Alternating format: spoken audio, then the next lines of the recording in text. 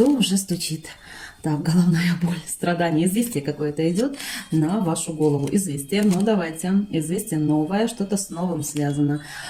Ох, смотрите, были в девятке мечей, не знали, как получить, да, о чем-то постоянно думали. И приходит какая-то ситуация разрешения, и вот из вот этого болезненного состояния, да, когда спать не могли, когда думали, вы буквально обнуляете его и выходите в девяточку пентаклей. Ну, давайте. Так, ну берете шанс. Высшие силы буквально вам помогают. Ну да, то, что было для вас раньше закрыто. В чем были ограничения, мои хорошие? Ну прямо уже, наверное, кто-то догадался. Ограничения связаны с работой, с отношениями. Ну, идет новое, возможно, через третьих лиц, по правосудию. Ну, третьи лица это могут быть также и священники, да, а также и таролог. Но пишите, как срезонирует, главное, что уйдет ваша головная боль, и все будет по справедливости. Если были закрыты дороги, то вам открывают их.